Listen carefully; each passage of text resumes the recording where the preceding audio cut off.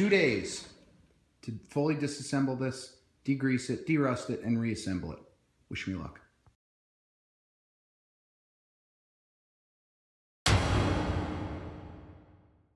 There's the machine.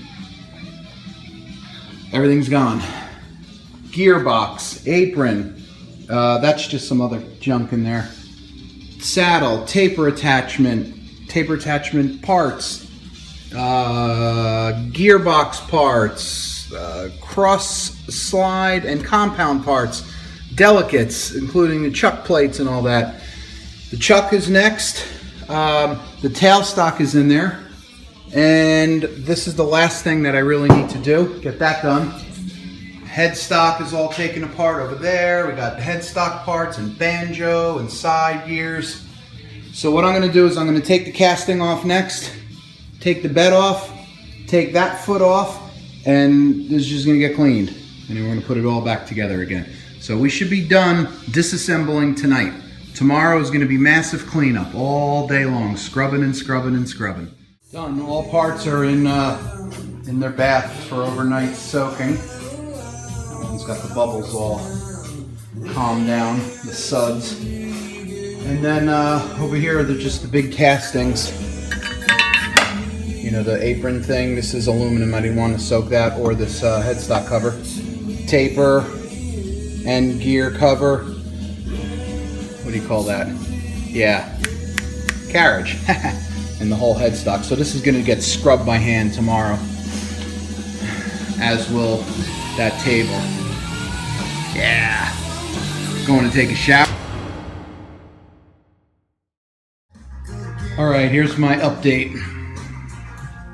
Parts, all degreased.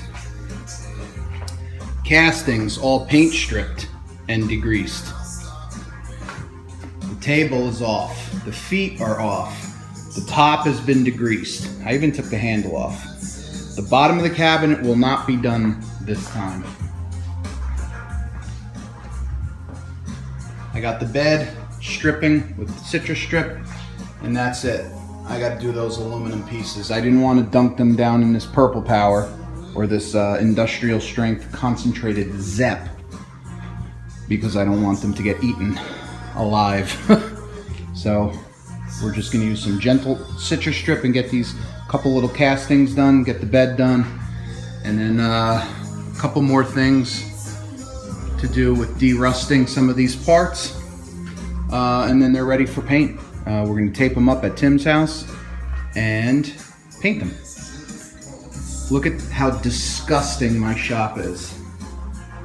Just crap everywhere. Look at the floors, all nasty. Footprints. Spills. This is so depressing. If you know me and my organization and cleanliness, this is totally opposite of me. It's really making me depressed.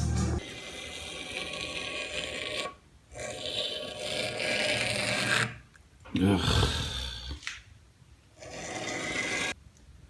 Look at this. It's like electrolysis without the electricity.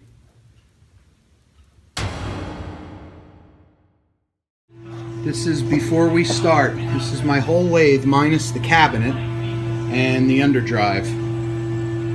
And the taping party begins now.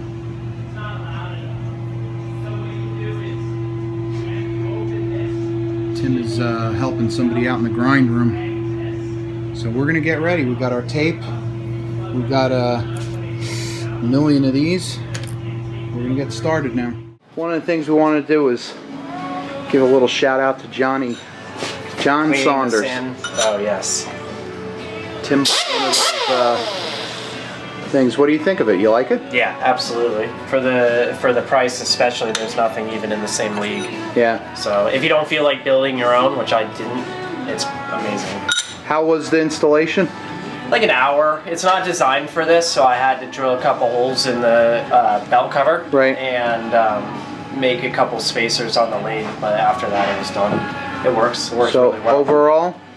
Yeah. Great product, right? Yeah, absolutely. Great product. Johnny did a great job. I appreciate it very much. Go visit Saunders Machine Works. BasementShopGuy.com and order yourself one. John, your sister is married to one of my best friends, by the way. Just found that out recently. And today in the house we got our John Saunders shirt on, and that was not done on purpose. Alright, so lots going on in the shop tonight. Place your bets. You think we'll get this done in 2 days? We're sure as hell going to try. I'm going to yell at Tim like the guy on Orange County Choppers. Come on, we got to get this taped up, numbnuts. Let's go. There he is, Paulie Jr. All right. Are you gonna be able to actually stay focused and do it for the, and tape that up until it's done? Oh. Is that a challenge? It's gonna be 2 o'clock in the morning. Hyper focus, you'll see. All right, here's our update. We're just getting ready to paint. What do you think, pal? I think it's gonna be a long night. Yeah. I think I stayed here until 1:30 last night. No. Huh? 2:30. 2:30? Yeah. We were talking a little bit too, but yeah, it was a long night of taping, and I'll tell you right there, that is the culprit. The headstock and the gearbox. The headstock's the worst. The gearbox is the worst. It's all bad. There's nothing fun about taping whatsoever. Painting is fun. So what are we going to do here tonight? We're going to shoot this with primer first. And now I will say this is going to be a little bit of a rush job. This is not going to get the typical, right, the typical Brad job, the quality that I do. No, but it'll have quality paint and quality underneath the paint, so it should adhere well, and the color is perfectly matched, and I mean, it's gonna look good. The single stage paint that I use is really thick, and we can lay it on really thick, and it'll self-level a little bit. So what kind of paint is it that we're using? It's a single stage urethane paint, so it's an automotive grade single stage urethane. By who? By Sherwin-Williams Dimensions line. Okay. So we got the gun back there all prepped and ready to go? Yeah, so for this job, I'm going to use what's considered a spot gun or a mini gun. I believe this is my 1.2. Yep, 1.2 size tip. So a conventional automotive base coat or clear coat gun is a 1.4. This is a little smaller. But it for little parts like this, it saves so much paint, and I can just come in and lay nice coats. It's a lot of fun. I hope that you do film while I'm shooting. Oh yeah, definitely. You just might have to do it through the plastic here, which isn't super clear, but it'll work. And I'm hoping to get, I think what we're going to do is we're going to throw the primer on, and we're probably just not going to sand it, and we're going to throw the base coat on shortly after. Yeah, after the primer has actually hit the point where it's acceptable to put a top coat on it. It'll say it on the spec sheet, so I'll review. I forget how much time that is. Probably an hour, and maybe 2 hours, and the paint will just self-level as much as it's going to self-level, and that'll be the end of that, and there's nothing wrong with it. Yep, we're getting this to make money. Yeah, we're getting this back on the road so I can work. Yeah. We can do, you'll see a lot about painting with this, but you're not going to see how to achieve glass finish. That's not what we're doing here. It's just, how to put high quality paint on parts quickly.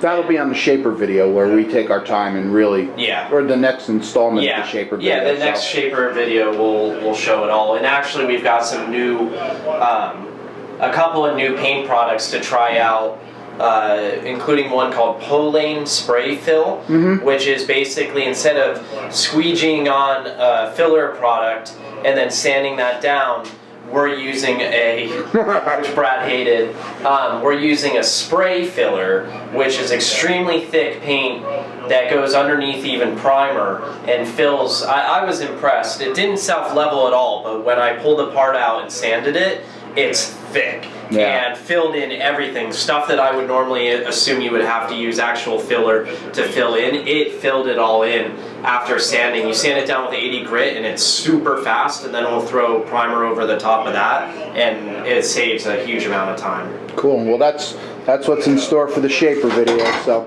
we're just taking a dinner break.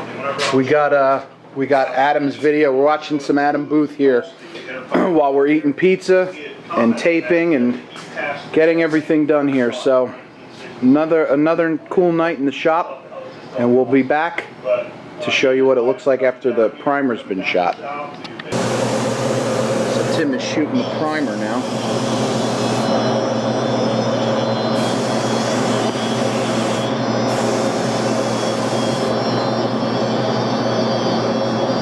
Yeah, my lathe is getting repainted.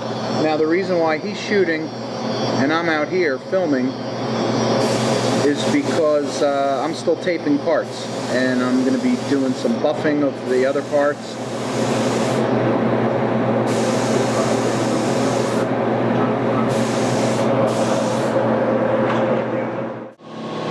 Alright, Tim is shooting the top coat now. Final color. I don't know if you could see it, but it looks nice.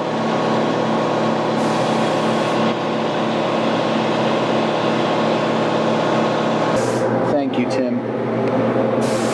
You're making my lathe look nice.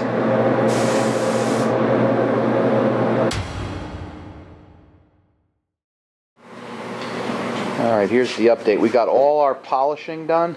We got some of the parts are painted. Most of the parts are painted. Got everything buffed, and everything that's high polished is high polished.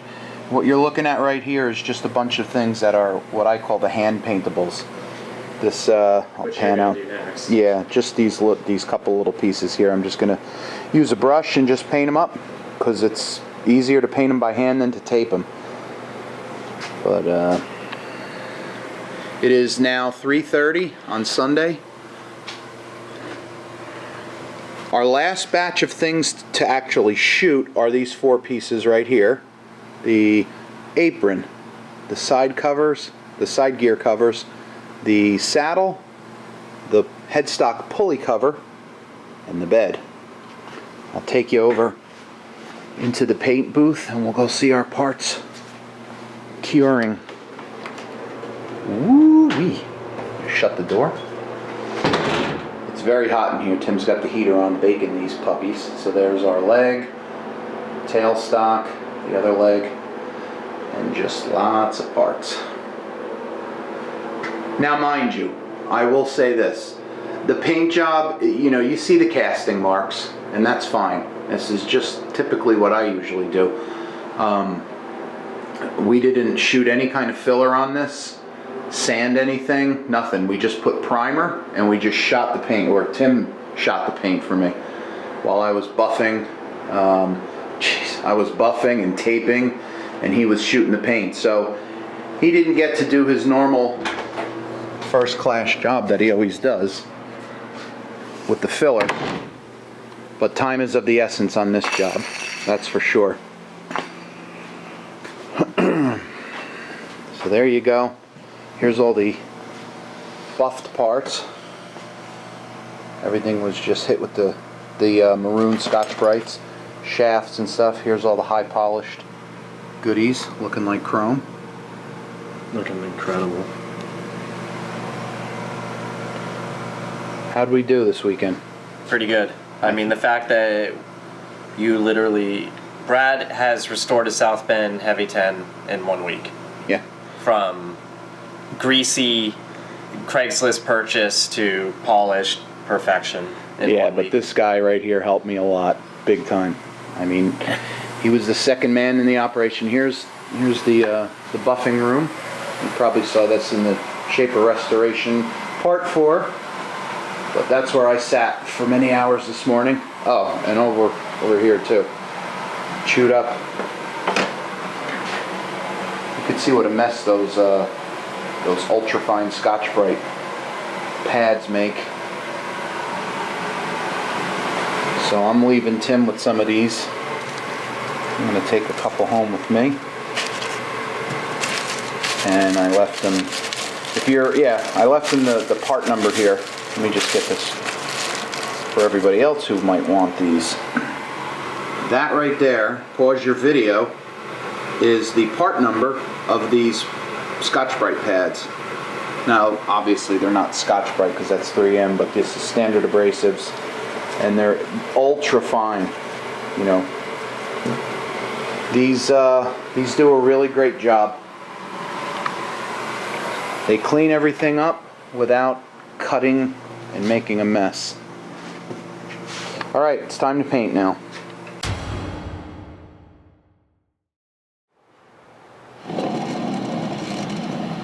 Yeah, we hit a bit of a roadblock here.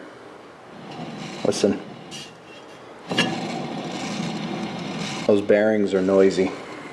Hosed.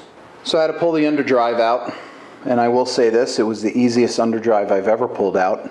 You could see the cabinet is just laying on its back. 3 bolts, right? 1 here, 1, 2 over there, so 3 total. And the whole thing just lowers right down, right onto the floor, and I carried it up here. What I'm going to do is I'm going to take these little bearing retainers out here and here, slide the shaft out, knock those bearings out, and order new bearings. So let's begin.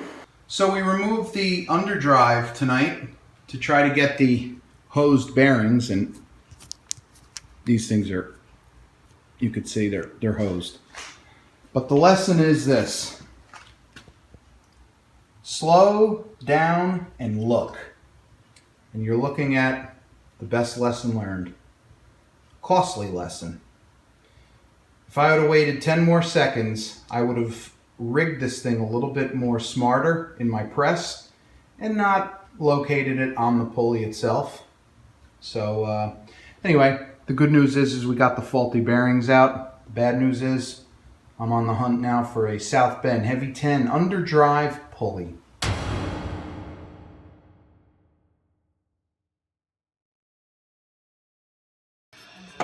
The taper just popped right out. Using the gear puller, it lifted right off like butter. Like butter. You get this.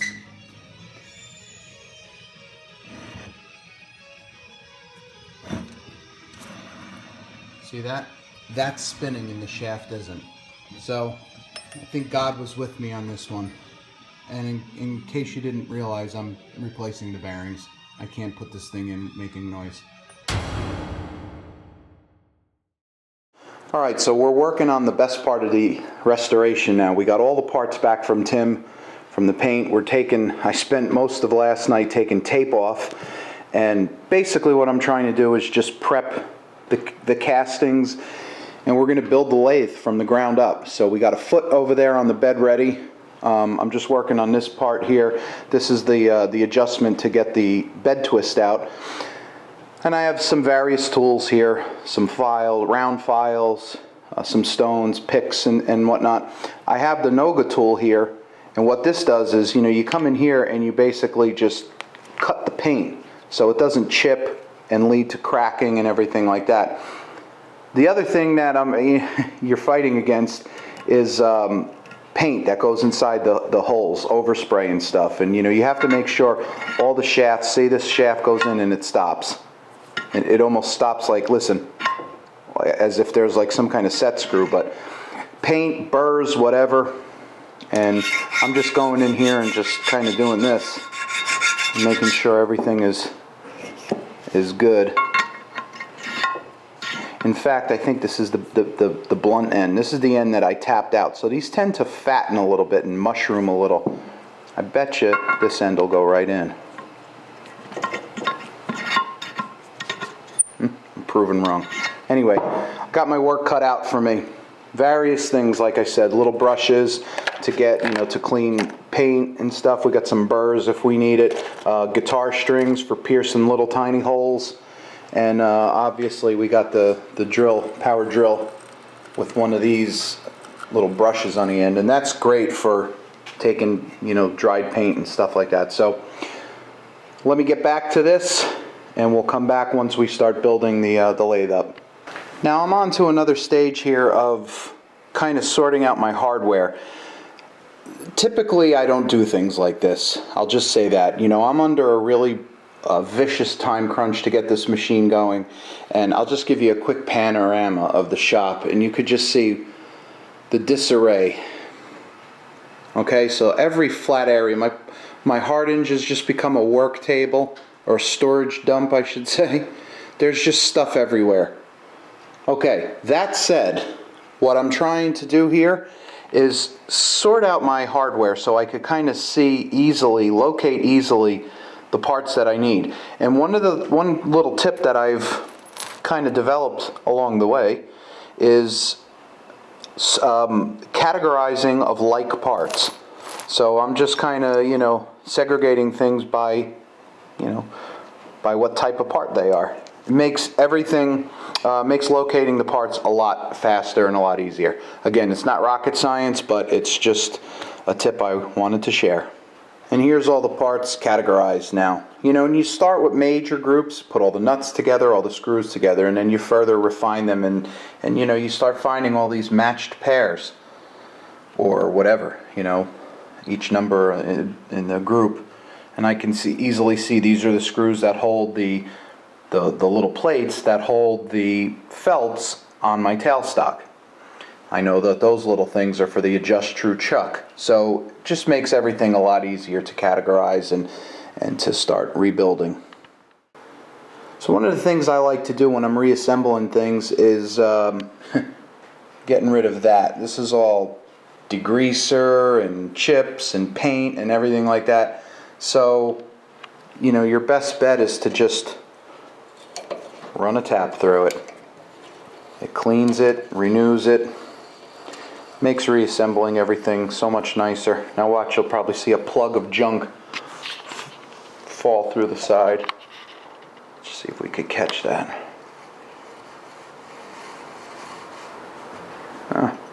Nope, well, there's the crud. Taps. Clean all your holes.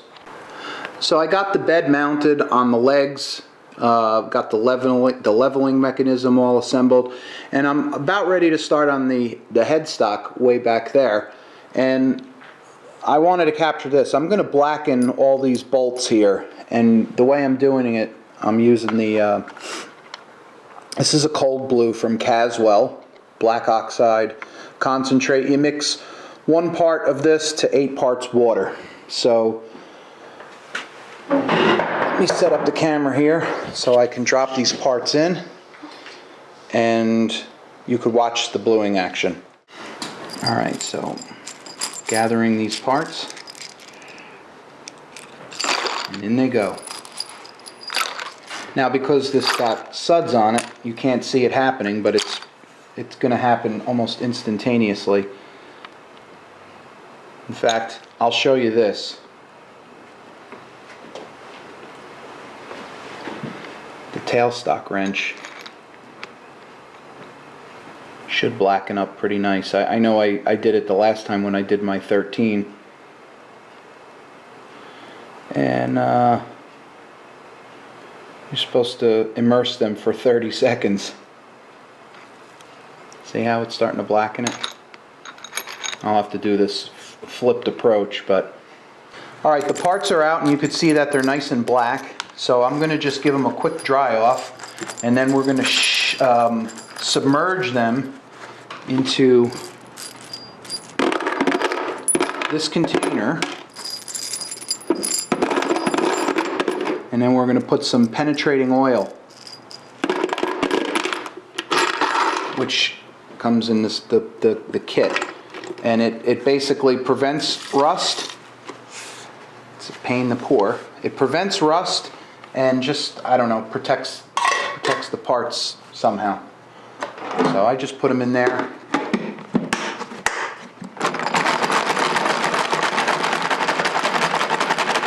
We just slosh it around a little bit, and then we're done. Alright, I just pulled all the screws out of the penetrating oil, and I'm just kind of tumbling them around so they'll empty out.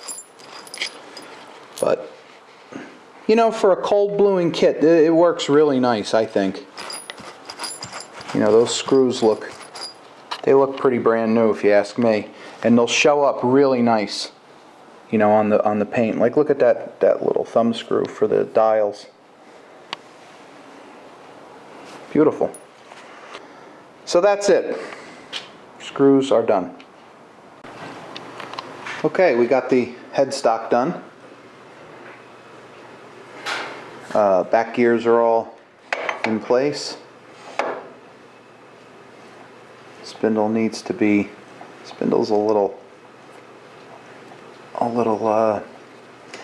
feels a little tight. I mean, I could turn it, but I think it's a little stiff still. We got the apron still in tape. Got to pull the tape off of that and dress the casting. Same with this guy, still in tape. So, oh, and I got the ways all cleaned up. And what's the secret to nice, clean, shiny ways? Well, WD-40 and a Scotch-Brite pad. You know, like a very fine, like maroon one. And elbow grease. You just got to scrub it and scrub it and scrub it. But anyway, it's 11:35 and I am shot, so tomorrow's another day, and we'll work on the apron and the saddle, get that all fixed up, and then maybe even the gearbox, depending on if I get interrupted, like I did all day today. Well, that's it for tonight. All right, we've got our cross slide done. We got our compound done. We've put the whole taper attachment together, and I just got to get a grip on it. It moves so smooth.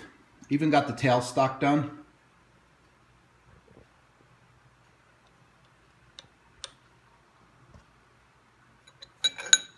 Blackened.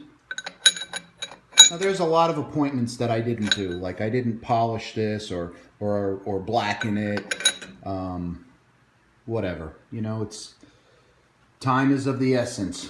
But all the dials work very smooth. The full travel, perfect. I lost this thumb screw for this guy here, so I have to buy one or make one. And then the last thing that I need to do on here is spray paint in here black, let it dry for a little while, and then you take some thinner and you take it off, and then it leaves the paint behind in the lines.